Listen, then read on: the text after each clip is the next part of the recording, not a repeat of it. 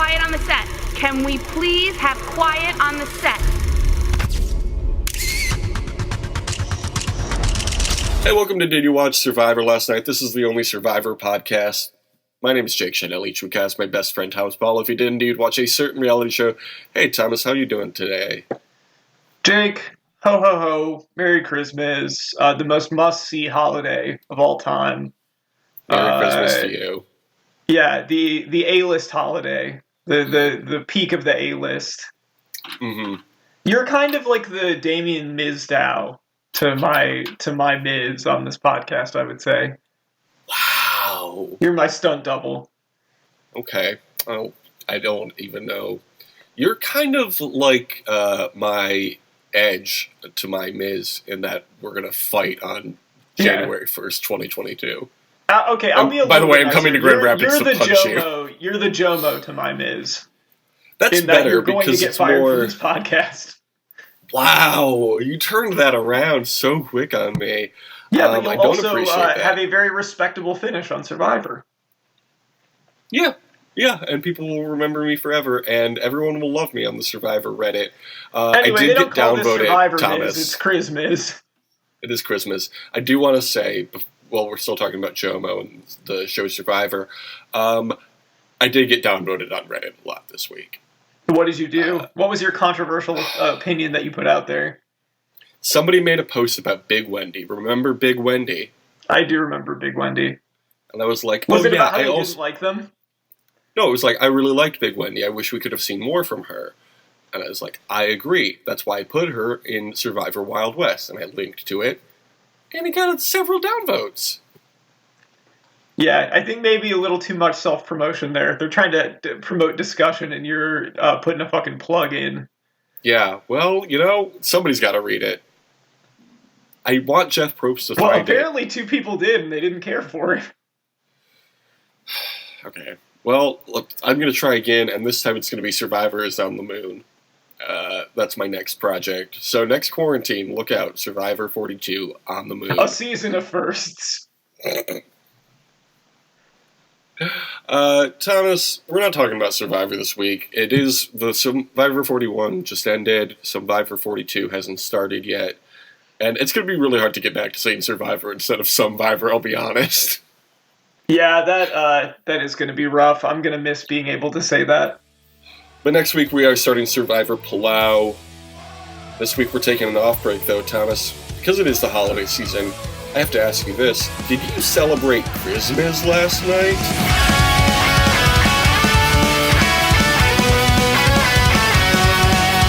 I celebrate Crizmiz every night. But yesterday in particular, yes. Sorry, let's take a quick pause. You celebrate Crizmiz every night? Yeah. This is the 365th time I've seen the Marine 6. The 365th day of the never-ending Crizmiz tour. Yep. Or whatever he said when he was IC champ. And I will never stop watching the Marine. Yeah, this week we watched the Marine 6, Close Quarters. What do you think of that as a title? They should have called it the Marine 6, 2 sets. Because it was close quarters because they just had one building that they shot in. And then also there was a courtroom. Oh, there was a forest one time too. Yeah, but like you could just shoot sets. any forest. There's no laws in forests about shooting. I mean, other than apparently it was a very ambiently loud forest too, because you couldn't hear a fucking van pull up behind you and idle. Well, it's a EV from our friends Elon Musk. Oh yeah, silent. So it's really quiet. So I think pretty good episode title. I was upset that there was not more laundry stuff. I would imagine Close Quarters. It was a laundry thing, like a Marine dealing with life after the war, and he has to he's like, "Where's my quarters? I have to do laundry at the laundromat." You know? Clothes quarters. Clothes quarters. The Marine 6 clothes quarters. Yeah, that's what I thought it was. Oh, which you can't read. Haha, funny joke. It's a funny bit.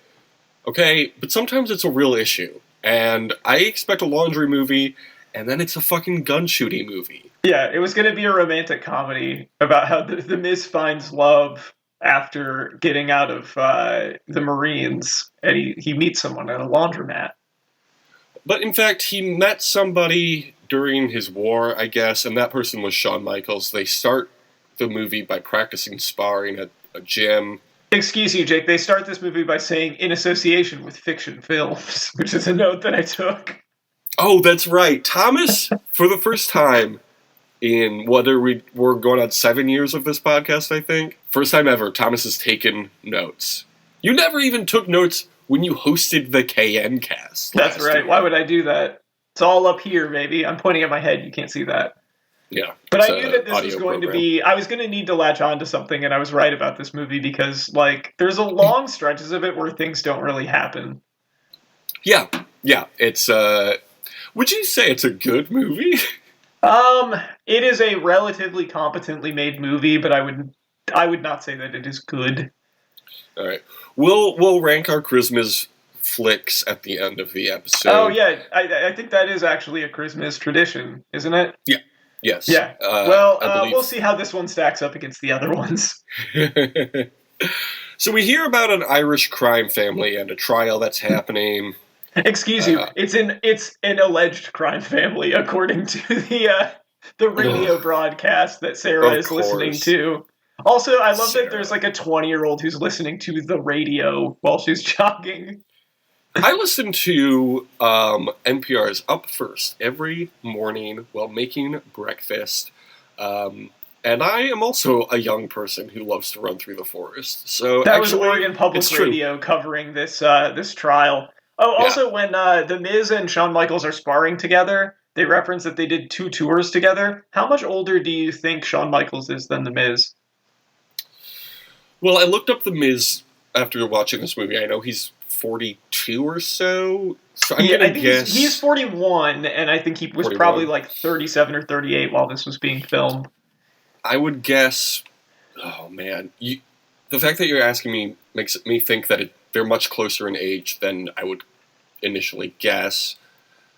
Let's see. Shawn Michaels was wrestling in the 90s with DX, obviously. Crotch Chop. Again, I have to say it out loud because it is an audio medium. I would say he is 7 years older than The Miz.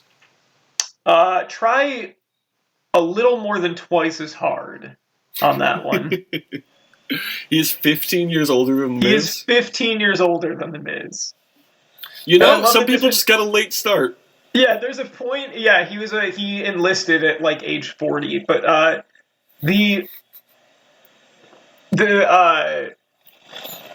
like later in the movie, they make a point to throw in that like, oh, Shawn was his commanding officer, and like even then, like he would not be in combat with him. You don't know. There's no rules in war, Thomas. Look, I've seen Shawn Michaels run, okay? I saw him run in this movie. Why did they make him do that? I don't know. Speaking of running, Sarah is running, and her friend calls and makes plans to have friends over because her parents aren't home or something. You know how kids are. And then she runs. They should go to Sarah's house because her dad has very intensive jury duty. Yeah, but here's where the connection comes in. The crime family is run by somebody named Becky Lynch from WWE, and she's an alleged Irish wrestler. She's an alleged Irish wrestler. Some guy in a van and Becky Lynch are in the woods, and they chase her down. And Becky just wants to talk to her about her dad's trial. Because also Sarah's dad has been kidnapped. Thomas, Sarah's dad has not been kidnapped. Sarah's dad is, he's on the jury. I also thought that the Miz was Sarah's dad because I was half paying attention to the beginning of this. And then I was very confused as to what the leverage was for having her kidnapped. Because if if the kid is kidnapped, it's a child, so it's kidnapped, then they'll let the kid go if the jury finds a mistrial. Yeah, he has to 12 Angry Men it and make sure that there is a hung jury, and so there's a mistrial. A mistrial. A mistrial, yes. And but this was confusing to me because I wasn't paying attention for the scene where they showed the phone to the dad, and this whole movie is so fucking dimly lit that I was like, that looks like the shape of Miz's head. Damn, it's fucked up that they kidnapped Miz's daughter. And I was like, is Miz the prosecutor? Like, what the fuck is happening with this? Yeah, I found this movie kind of hard to follow at times. Where did you watch this movie, by the way? I watched it in my bedroom. Sorry, I meant the website. I watched it on Plex TV. Oh, okay. I watched it on our friends over at Crackle.com. Did you know that Crackle will give you a reason that every movie they host crackles? Okay, why does this movie crackle? Is it because there's Chris Bryce in it? Who? Yes, I'm talking about the actor, Chris Bryce. No, I'm talking about, like, the Crackle candy bar. Like, there's Chris Bryce in it. Yeah, exactly. Here's why the Marine 6 close quarters crackles. Did you think I said, like, Chris Bryce? This motherfucker thought that there was an actor named Chris Bryce. I just didn't hear what you said. This motherfucker was like, I can't wait to see the next movie with Chris Bryce in it. Yeah, that's going to be next year. Chris Crizmiz. He's going to be the Marine in the Marine 7. Here's why the Marine 6 close quarters crackles. Mike the Miz reprises his role as a maritime badass in this pro wrestler packed franchise. Yeah, that certainly is a description of this movie. It really is. Okay, so speaking of the Miz, he and Shawn Michaels go on what I assume is a house call for a fellow veteran. Is that did you follow that? They had met each other at the VA. Shawn Michaels and this guy.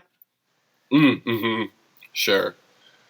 Did you notice that they were listening to some very cool guitar licks as they drove in the pickup truck to see him? Yeah, they were just like two like fucking cool regular guys just listening to some fucking dude rock. Yeah, dudes rock. Yeah, that's right. They meet some guy outside named Graham before going inside to visit this fellow vet. And here's the important thing about Graham. He has a gun. Might be easy to remember because they both start with G. Graham Isn't he like does he own the abandoned building? I don't. I do not know. He was there? I do not know what Graham does. Who he is, where he came from. He's there to insult homeless people to them. I don't know, and get stabbed. Yeah, I mean, this movie is very hard to follow / pay attention to. So occasionally people will just pop up, and those people are called Graham. I don't know that it's hard to follow. I just think that it's boring, and so your brain doesn't want to follow it. I think the information's probably there. I would say that's hard. I would say that makes it hard. I tuned out most of the dialogue. So Graham has a gun, and he calls this abandoned building a hobo hotel, which didn't feel great to hear. He also laughs at one point at the insinuation that homeless people are human beings. Did you see that shit that what's-his-name posted on Twitter this week? That was like, can you believe that homeless people sleep on the train? Oh, yeah, that's like every person that like doesn't live in a city. Yeah. Or like it's always just shit in New York where it's like, did you know there's homeless people here? It's crazy. It's fucking degenerate in these cities. And it's like, it's like, it's a fucking problem, but like, I don't know. I don't want to get into a discussion of this. It makes me too mad. Too late. I've trapped you. That you. was this guy. This guy was saying that there's it's not, I wouldn't say it's a famous tweet because it was from a while ago, but Michael Barbaro, who's like a New York Times guy, he does a podcast for them and he's a columnist, had a tweet where he tweeted at the like New York Transit Authority or whatever, was just like, it is dangerous and unsafe in like the subway system is currently dangerous and unsafe, and it was just a picture of like a homeless guy sleeping in like the same area that he was in. It's like, damn, dude. Yeah, Michael Barbaro is fearing for his life. The sleeping homeless man that he took a picture of without his consent. What if he accidentally takes a shit while he's sleeping, and then the car is stinky and nobody can use it? And it wasn't even in the subway car. It was just on it was just in the subway terminal. Yeah, it's like, fuck off. God forbid you have to share space with a fellow human being. Yeah, that's the thing, is there is a certain type of person that thinks it's a crime if they ever have to see an unhoused person. Yeah. Well, we know The Miz is a good guy because he calls out Graham, the man with the gun, for not caring about the homeless. Yeah, that's when I started rooting for The Miz. They took like a good 10 minutes of this movie just setting up that guy to get killed. Just like, you hate this guy, right? He has a gun he doesn't know how to use. I wonder what's going to happen. He does point his gun at a raccoon at one point. That's funny. A lot of guns in this movie. Which, I mean, is fair because it is an action movie, but, you know. I don't like... There could have been more if Becky Lynch had let her henchmen use guns. Ooh, God, let's get into that. But before they meet Becky Lynch and their henchmen, they find Tommy, who is the vet, and he immediately points a gun at them. Did you feel a kinship with this man, Tommy, as you have the same name? I have never been called Tommy, so no. He is an enemy to me. Okay. Well, Tommy's son served with The Miz in Afghanistan, so do you feel like an asshole now? You're the bad guy here, because you're against the troops. You're not supporting the troops in Afghanistan. Yeah. Thomas. I do hate the troops. You hate our consumption of oil? I'm like Sergeant Slaughter. I'm rooting for the Iraqis now. I'm going to wave the Iraqi flag. That's cool. That's a cool thing to do. Then they hear a noise and investigate. Those are the kinds of notes I take over here. What do your notes say, Thomas? The next thing, the previous note I have is this is a pro-unhoused movie. Then I have, this is from a little bit later. Why is Shawn Michaels doing comic relief while Miz is trying to stop Sarah from panicking? Why is Miz the hero in these movies when he is one of the top bad guys in WWE? Well, because if WWE makes you a movie star, they're not going to make you a movie star as like a bad guy because they want people to like you. Oh, really? Then why is Roman Reigns in Hobbs and Shaw? Well, that's okay. If you're in a non-WWE produced movie, you just do whatever you want. But if you are in a WWE produced movie, you got to be the face. You got to be the face. Well, Becky Lynch wasn't the face, though. Yeah, but she's not the Marine. Yeah, you're right. She's an alleged Irish. Yeah, she's an alleged Irish. She is a member of an alleged Irish crime family. They are allegedly Irish. Did you think it was cool when The Miz broke down that door and found Sarah and Becky Lynch and her alleged family? Well, it is her family. They are only alleged to be Irish. Right. It's a fake accent. The allegations are not about whether they are a family. It is about whether they are Irish or not. Right. They're clearly a family, but maybe they're all putting on Irish accents. They point their guns at them and take the wallets of our friends, The Miz and Shawn Michaels. Pretty fucked up. These guys, bad guys. The Miz had a bunch of like Subway gift cards in there. They're just gonna fucking take those from him. That's so stealing. Fucking rude, honestly. You're gonna go to jail just like your brother or whoever's on trial, Becky Lynch, because you're a thief. Oh, is it her brother? I just assumed they're an allegedly Irish family, but they are a family. Indeed. Then Becky Lynch stabs Graham in the chest.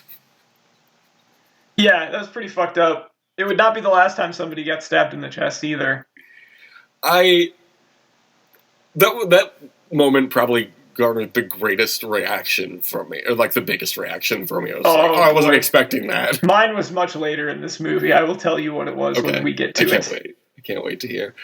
Becky Lynch reveals she needs Sarah alive. Then we cut to the courtroom, and I thought it was another commercial, so I had the volume very low and missed what the judge said in this scene. Do you know what the judge was saying here? Or... He didn't really say anything. They were just showing that her judges never do. They were just showing that her dad was super nervous. He was like zoning out, and then the gavel bangs to, I think, indicate that they're adjourning for the day. And then he goes into the bathroom and pukes. And then he pukes, and that's really funny. Puking is always funny. I like when they do it on the challenge. He comes out, he's like, must have been something I ate. Don't go in there. It smells like a subway car in New York City, if you know what I mean. P-U. K-E. It smells like puke. I puked in there.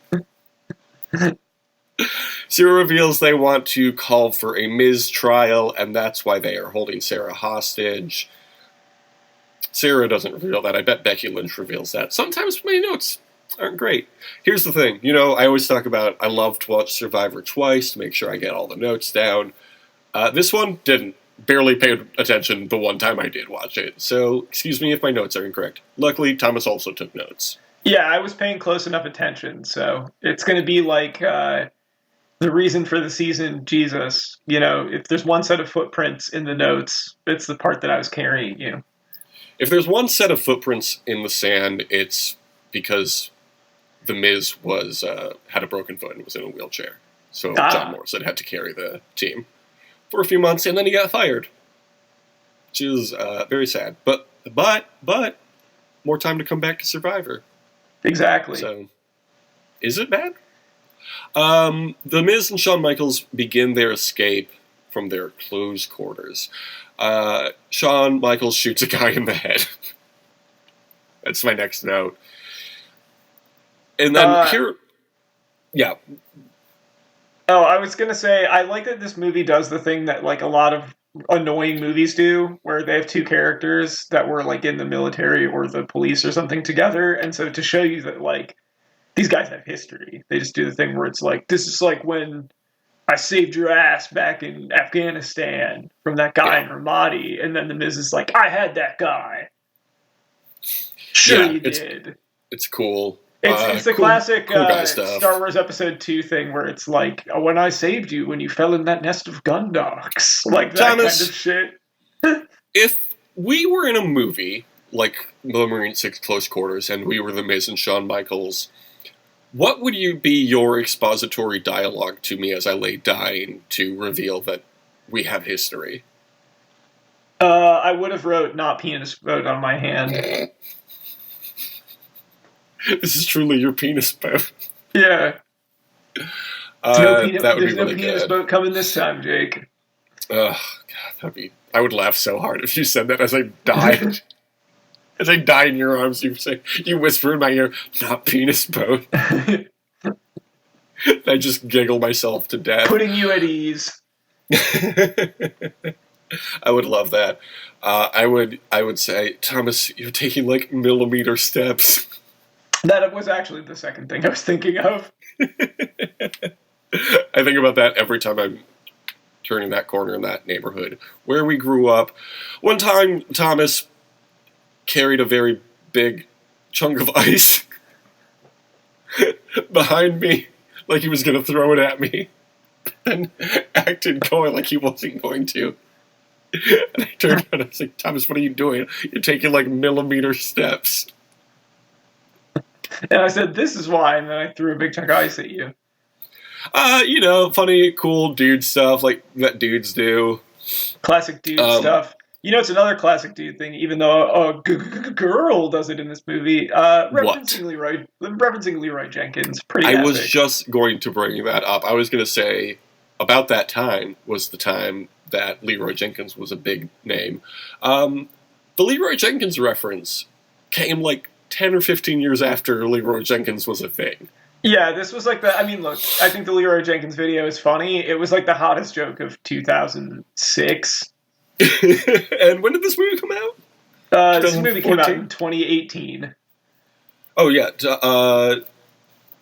It would be like if a few years earlier they had made a "Was Up" reference.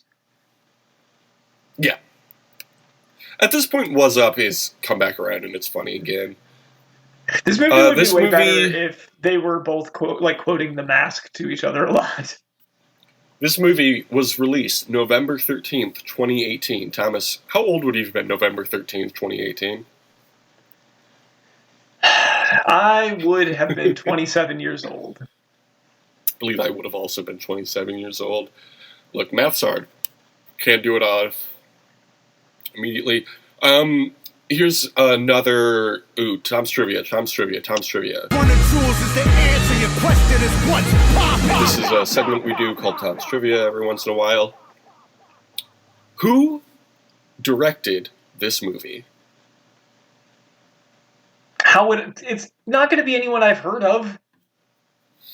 Correct. It's James Nunn. I don't know who that is. What other movies has he directed? I don't know. He doesn't even have a hyperlink on Wikipedia. I think he directed another one of the Marine movies and maybe something else. His last name refers to how many credits he has. It's really rude. He's just trying to make a buck. This guy's just trying to fucking direct movies. Fucking shit, Thomas. He is currently in post-production on a movie coming out next year, 2022, called Jet Ski. Oh, damn. Well, watch this space. I can't wait to see. Yeah. What that He's also directed like. a short called Jump, also a movie called Tower Block, a movie called Green Street 3, Never Back Down, a short called Les Touristes. I don't speak French. Several episodes of Poker Stars, Natural Born Poker Player, something called Eliminators, the Marine 5 Battleground, the Marine 6 Close Quarters, and this year, One Shot. Next year, Jet Ski. So actually, he has 10 credits as a director.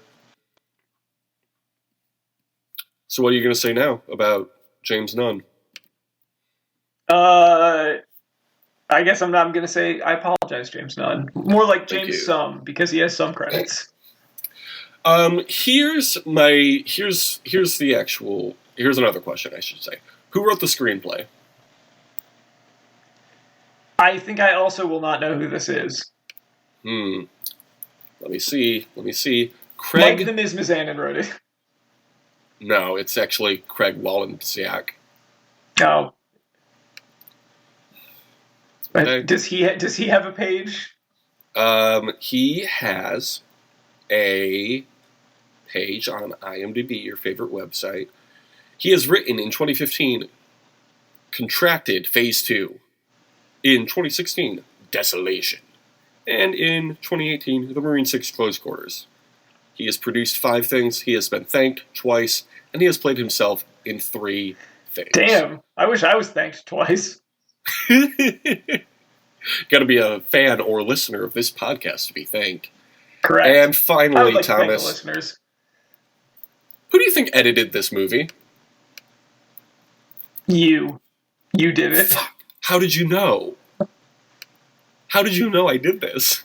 I can't believe you criticized this movie that you edited. Like, oh, the pacing is terrible. It's not my best work. My best work is clearly the Survivor Wild West intro that I put together. No, that gets downvoted. It was actually somebody who edited this program that we watched this week. Somebody named Chuck Norris. What? Apparently Chuck Norris directed this. Is it a different guy? I don't think so. I think it's literally Chuck Norris, the guy we know from the jokes from... Oh, when Leroy Jenkins was popular. Who do you think would win on a fight? If they got him to edit it, why wouldn't they just put him in the movie? He could have been the Vietnam vet. Maybe he was busy. You ever think about that? Maybe Chuck Norris is busy. What is Chuck Norris so busy with? What is he doing? Directing other things. Okay, so this is actually a different guy. He's just an editor named Charles Norris. For some reason, he went by Chuck Norris on this movie. He goes by Chuck Norris on a lot of movies, probably for this exact bit. He thought it would be funny, and you know what, Charles? You're right. That was very pretty funny. Pretty epic. Pretty fucking epic. Who do you think would win in a fight?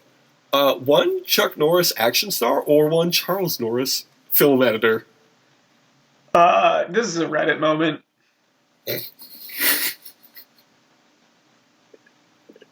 Classic Reddit moment. This is an epic win, sir. Another epic win is when The Miz, Sarah, and Shawn Michaels go through the air ducts in this building. Classic move. So smart. This took like 4 hours. I know, and the movie's only 85 minutes long.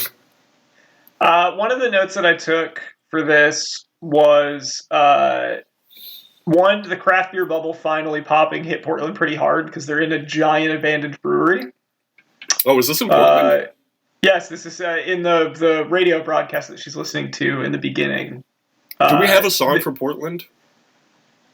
I mean, there's any number of Portland bands we could do for it. Probably the theme song for the Kobe Smulders project, Stumptown. No. Anyway, you were saying something? About craft beer in Portland? Yeah, they're in a giant abandoned brewery, and I was like, it's 2018. Why would it be abandoned? Everyone fucking... It would either... If it was an old brewery, it would be like an axe-throwing bar now. And if it was a recently made brewery, it would not be out of business. Have you done the axe throwing? No, I've managed to avoid it thus far. Same. Did you ever do an escape room? I have done one escape room. I've also done one escape room. Have you done the football darts bowling thing that my brother-in-law is all about? Oh, it's fouling, I believe is what that is called. Fouling, no, yeah. I have not. No harm, no fouling. I have not gone fouling. I'm only familiar with fouling because there was an episode of Detroiters where there was a charity thing where you get to go fouling with Jim Harbaugh. That's great. It's a pretty good joke. The joke is that Jim Harbaugh is bad at fouling and is having a meltdown about it. It's him just being like, the principles are completely different from how you throw it in football. It's not the same at all. I need to watch that show. It's good. I'm sure it's on Paramount Plus. They've got all the CC, and that's Comedy Central content. Triple C. Shawn Michaels is there, but first, The Miz and Sarah fall down the air duct. Very funny shit. I liked when Shawn Michaels got hit in the neck by sandbags like 10 times. That's funny. He also fell down the air duct himself and fell on a pipe or something and injured himself. Yeah, there was like a piece of rebar. I said, I had a couple notes. I said alternate ending where the silo is full of grain and they all suffocate. Alternate ending where Shawn Michaels dies instantly after pulling the piece of rebar out of his shoulder. And then I also said this movie feels like skipping right to the finale of a season of a USA show. Mm-hmm. Characters welcome. It really. What was Shawn Michaels' character? Who are these people? It's like I'm supposed to know who they are. I'm supposed to know what's happening. Like, where's Meghan Markle? Yeah, Princess Markle. Excuse me. We don't even get Bruce Campbell in this. It's fucking stupid. Oh my god! Remember Burn Notice? What a great show. How could I forget? So they get into another fight, and guess what? The bad guys win. Excuse me, the alleged bad guys win. You know, we really didn't know enough about... We just don't know whether they're Irish or not. We don't know their motivations. We actually don't know if they're bad or not.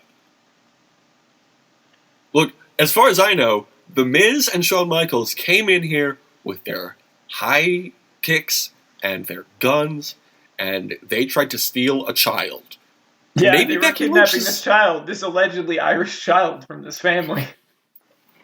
Maybe Becky Lynch was good all along. So then Tommy returns, your sworn enemy, and guess what? He has his gun loaded this time. Pretty crazy stuff. Couple more notes from me. Okay.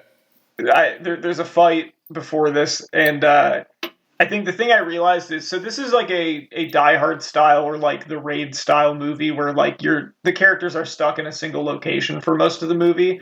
Yeah, and also it's Crizmiz. If you're going to do yes, and also it's Crizmiz. But if you're going to do that, you have to have the the location be distinctive in some way, and this is the most fucking generic looking, like poorly lit, just abandoned building. Like the only thing that's interesting about it is the point where they go down the chute into the like mixer or whatever for all the grain. Because it's like, How oh, it's just long? brewery. How long did it take for you to realize they weren't going to leave this building for the most part for the whole movie? 'Cause I thought that was going to be like Act 1, and then I got like 50 minutes, and I was like, oh, no, I this is think the whole thing. it was probably right around this point in the movie because I think that's when this note is from. But yeah, so I also just said I think it's like the fights are like it's kind of impressive that they were doing their own stunts, but the fights are just boring. Like they're just not interesting to watch. Why not just do a wrestling match? They're all wrestlers, except for the girl. Yeah, there should be more wrestling. Why don't they just have a ring? Shawn in Michaels every didn't time super kick anybody in this movie. I would watch it. That would be cool. Tommy helps them to a safe room, and then the Miz cauterizes Shawn Michaels' wound. Crazy shit. Crazy shit. There's a point where he's talking about like Sarah's like, Tommy, where did you get this stuff? And he's like, found it around in the garbage and stuff. And at one point, she pulls out an army saber. Whom among us has not found that in the trash? Becky Lynch is mad at her team for letting them get away. Shawn Michaels puts on a funny shirt. I didn't catch what the shirt said, though. Something about a grandma? I am the grandma of an honors student. It's like proud grandma of an honors student. That's great. Why would he be embarrassed by that? They made him wear that shirt for the rest of the movie. Because it's funny. It's a funny joke to see a man in a shirt like that. Well, considering the way this movie ends... So little, like, at that point, it's like, wow, he's still wearing the shirt, huh? It's a funny joke. The gang sees them, and they start... the allegedly Irish gang sees them and starts shooting. And then they get into they find an abandoned car and get in it. Jake, did you love the Prius joke that they made while they were trying to get the car moving? I did not understand it. She doesn't know if the car is in neutral because she drives a Prius, as she says. That's not how Priuses work. Yeah. It's not how any car works. You can put a Prius into neutral. Do you? Okay, so I was... If they were talking about, like, a clutch or something, it would be one thing, but, like... Right. Yeah. Maybe it was a... What is it? A manual shifter? And they just didn't reveal that in the movie? Chuck Norris, we need to talk. It was not a well-executed joke, especially because it was a Prius joke in 2018. Yeah. Peak Prius jokes. Imagine this. Imagine Leroy Jenkins driving a Prius. Damn, dude. And he rolls up next to you on the stoplight, and he rolls down the window, and he says, "What's up?" Yeah, he's like... And he opens a Budweiser and says, "Don't drink and drive." Troll face. End of the world. He goes, but I'm retired. That's so fucking funny. That would be so fucking funny if that happened. Like, if you really think about it, that would be so fucking funny. Yeah, there's a point where the Miz is like, who is this, the damn Numa guy? So, were you happy when Tommy got shot and died? Because he's your sworn enemy? I just said, I'll never forget this guy who was in 3 scenes. And 2 of them he pointed guns at the main characters. Cool guy, good guy. He really helped them out of a pickle. Then we cut back to the courtroom. Don't know why I forgot the word courtroom, but here we are. Happy Crizmiz. The jurors try to convince the dad to vote guilty. This really was 12 Angry Men in the courtroom. Like the movie's called. I've never actually seen it. Hung juror said ACAB because there's a point where one of the jurors is like, they murdered cops. And he was like, so? Yeah. Before that, I also said, were Sheamus and Finn Balor too busy to be in this? Oh, yeah, because they're both Irish, They have multiple Irish wrestlers. I don't know. And fucking put Drew McIntyre in there. I'm not going to know the difference. Yeah. Why? He's allegedly Irish. I mean, he's Scottish, but you could accuse him of being Irish. Put him in a kilt. I won't know the difference. That seems really xenophobic of me to say. But here's the thing. The British people, villains throughout history, so I can say that. That's true. Why don't they just cast all wrestlers in these movies? Why do they cast real actors? Every part should be a wrestler. The real actors in these movies are like a load-bearing beam, or like you need to have a foundation for the non-actors to be able to like have a little wiggle room. Whereas like if nobody has very much acting experience, it's going to be a lot worse. Well, sure. But here's and what I I'm thought thinking. that Miz and Shawn Michaels and Becky Lynch were all fine in this, but like, you imagine three times as many wrestlers. Gotta have some actual professionals. It'd be like if you had Jake. This is what I would compare it to. It would be like if you did a celebrity wrestling match where it was two celebrities wrestling each other. Can't do that. Yeah, that'd be good. I would watch if, it. Like, if it was like Stephen Amell wrestling Bad Bunny, it would just be kind of a bad wrestling match. That would sell out. Vince, are you listening? Bad Bunny versus Stephen Amell? Great. Two of the best celebrity matches of recent WrestleMania history. Let's do it. It would be good. Yeah, they would definitely be able to carry a match, just the two of them. Just the two of us, right? They could sing that to each other as they wow the audience at WrestleMania 38, 37, I don't know. A sellout. Do you think people chanting for Stephen Amell? Arrow, arrow, arrow.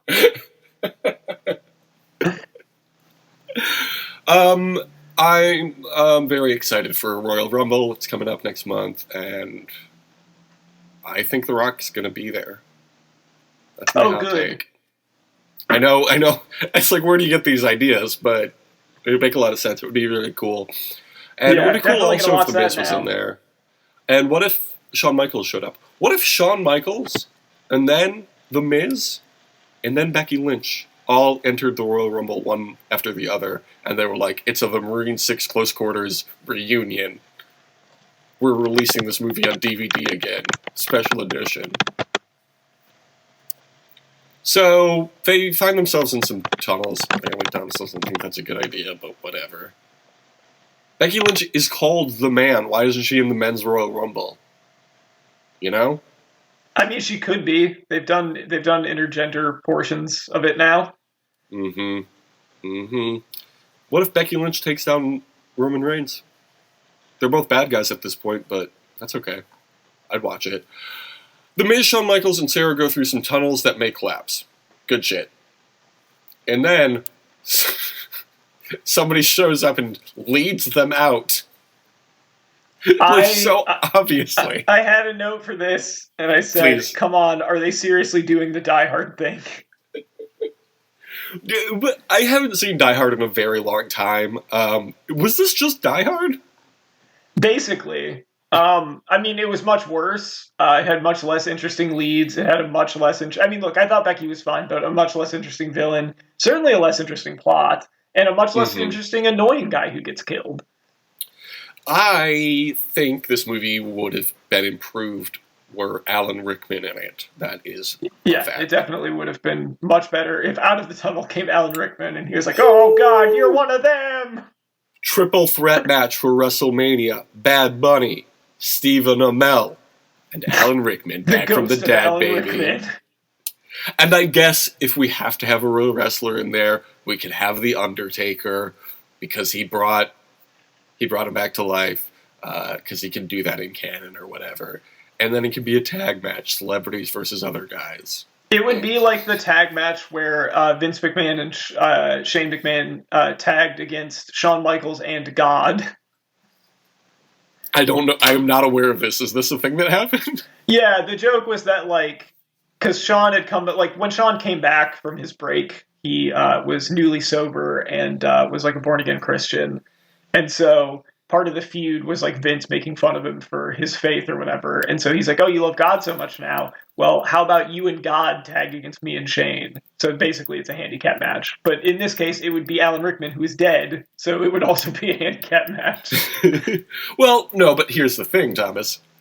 He's coming back to life thanks to The Undertaker. Oh, yeah. Great. Okay, I am looking that up on Peacock as soon as we're done with this, because that sounds great. I love that shit. So they continue their trek and get attacked again as they find an exit. And guess what? Our favorite guy, The Miz, gets shot. Worst Crizmiz present of all time. Yeah, this was, I was not expecting Miz to die in this. He got shot a million times, and I was like, is he seriously going to survive it? And then he got stabbed in the chest, and I was like, damn, they're really killing him, huh? I still kept expecting him to come back somehow. I know. Well, The Undertaker. Oh, Thomas, speaking of The Undertaker in movies that WWE Studios has produced, did you watch The New Day Infiltrates the Undertaker's Castle or whatever on Netflix? No, I did not watch that. It's really fun. It's like a choose your own adventure. It's about 15 minutes long. If you got a free few minutes, I would say try it out. It's a lot of fun. Sure. I will say a few more notes to catch up on some stuff. Okay, so when they were in the fight in the tunnel, I said, glad we got an even more dimly lit fight that goes on forever. It's a theme of this movie. And when Miz died, I said, R.I.P. Miz, this movie is now the Marine 5. Why do you say that? Because there's one less Marine.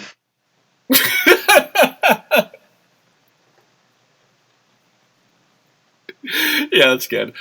So in a harrowing effort, he throws his flashlight to distract the bad guys and then jumps into their area and kills a bunch of them, but gets shot down himself.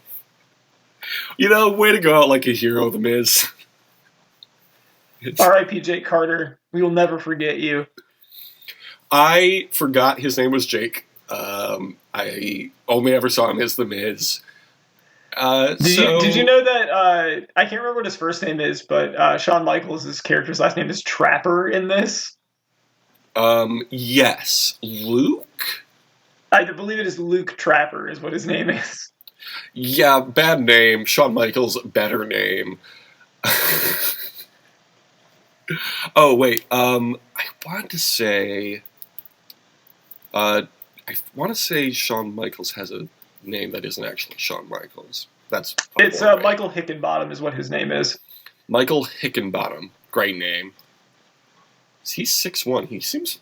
to be honest, Shawn Michaels gives a much shorter guy energy than 6'1". I'm just saying Vince would never have made him the guy if he was short. I'm going to tell you that right now. Yeah. Not like Bo Dallas. I don't know if Bo Dallas is star of the Marine 5. Yep. So that's probably going to be Crizmiz next year, getting a head start. So Miz goes out with a bang from his gun.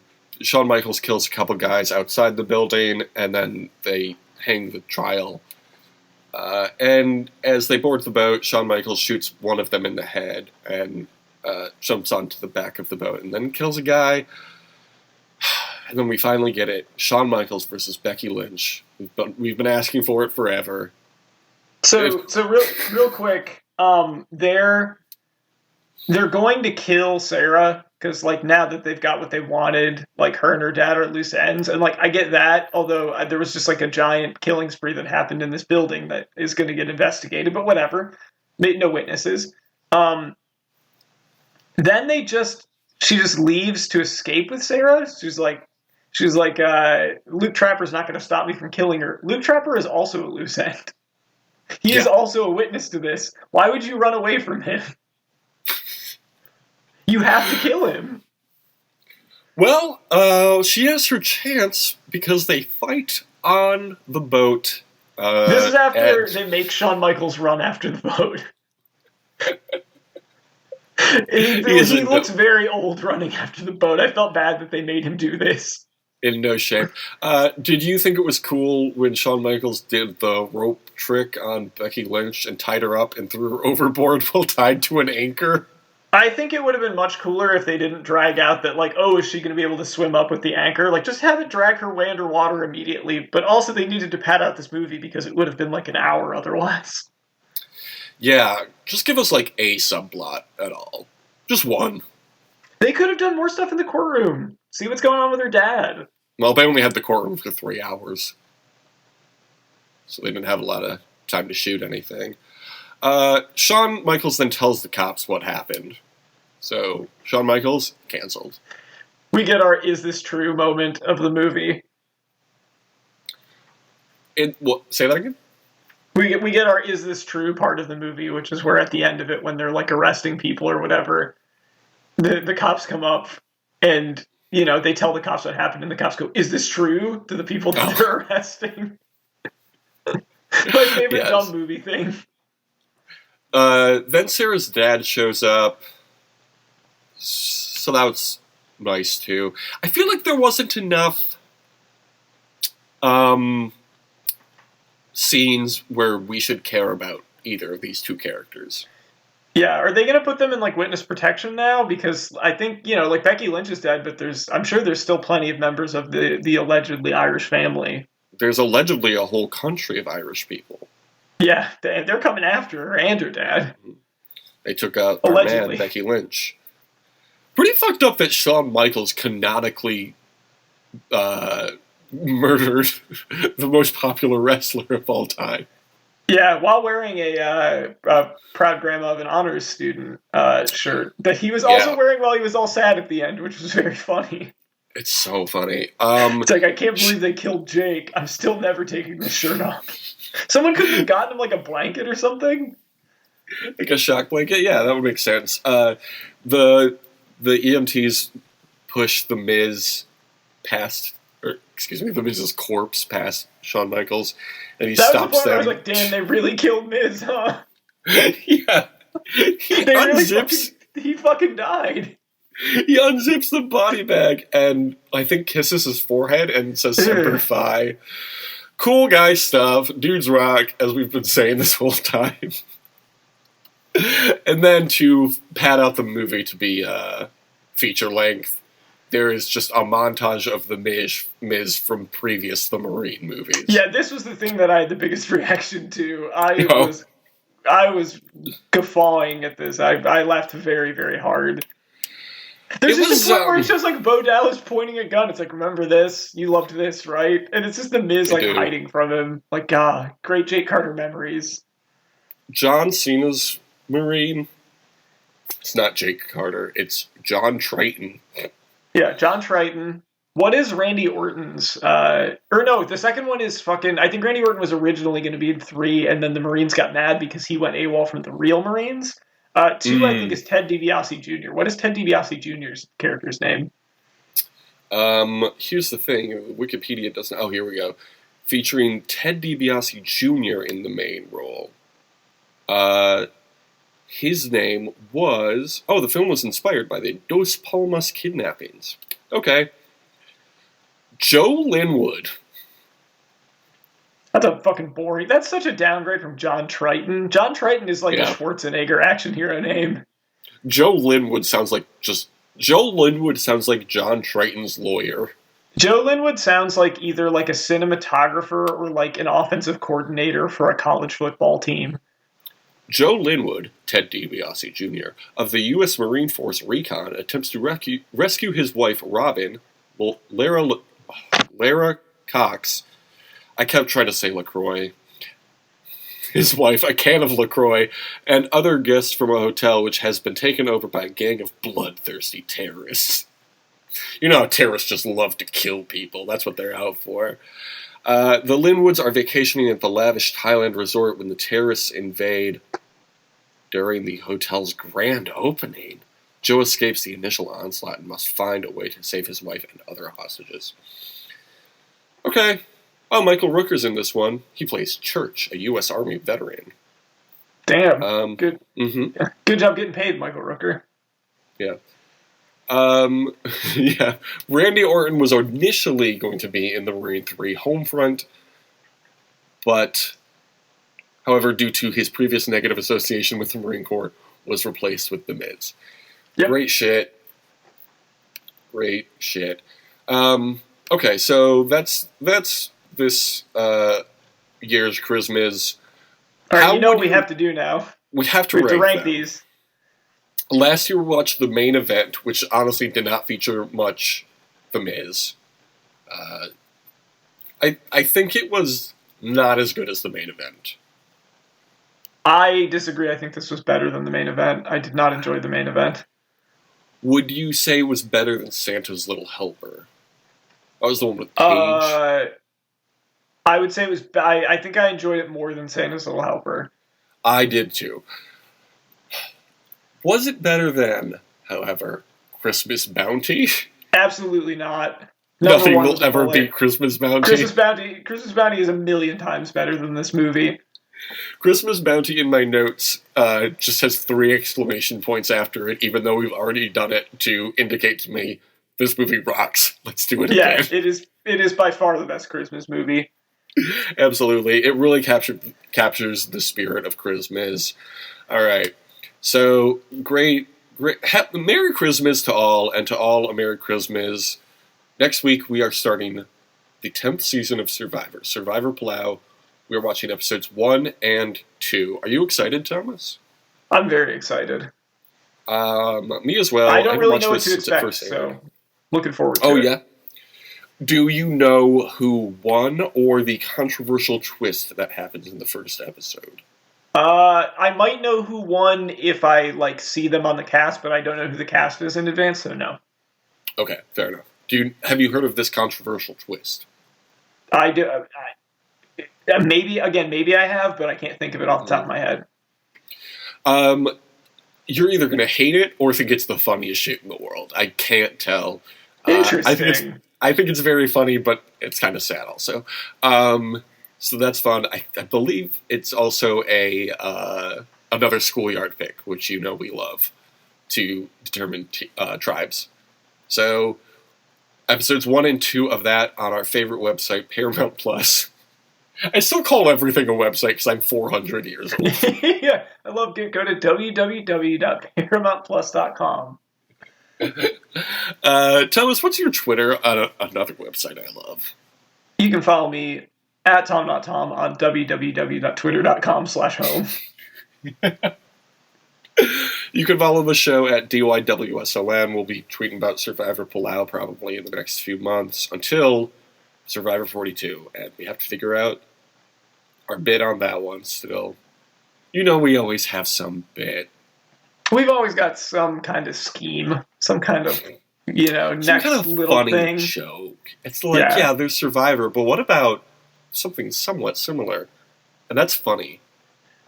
And that's why we're the most popular podcast on Reddit. We're the most must-see, must-downvote podcast on Reddit. The most downvote podcast on Reddit.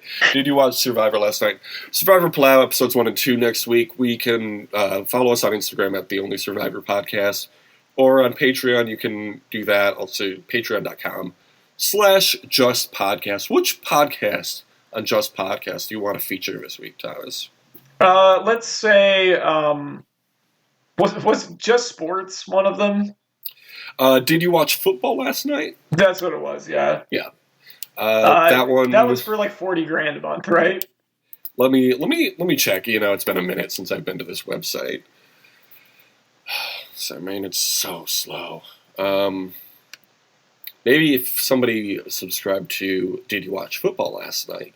Did You Watch Football Last Week? Excuse me.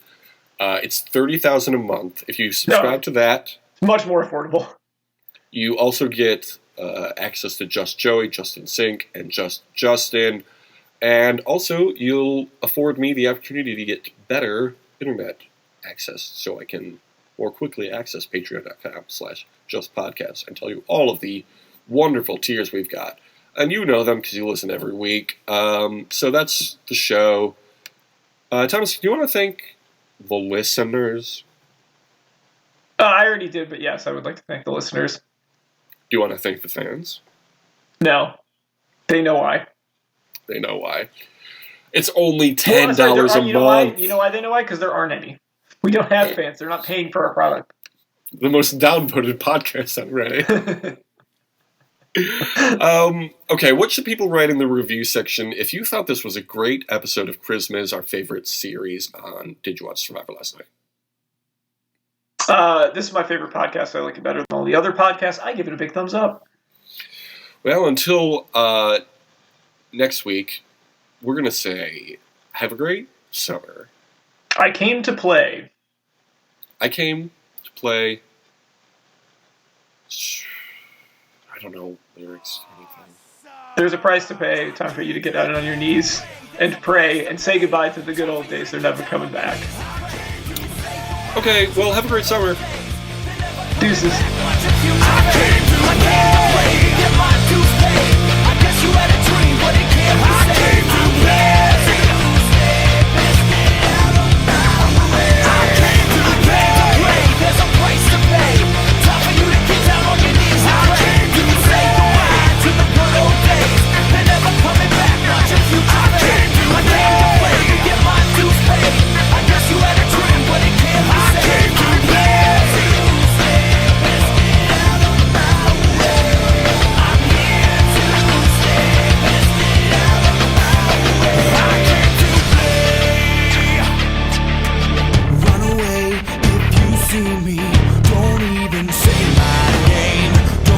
That you can know me. Don't try and play that game. Every day that I get better, I watch as you get worse. My script is to the letter, and I'll write your final verse. I am here to stay, and I have come to play. I came to play. There's a price to pay. Time for you to get down on your knees.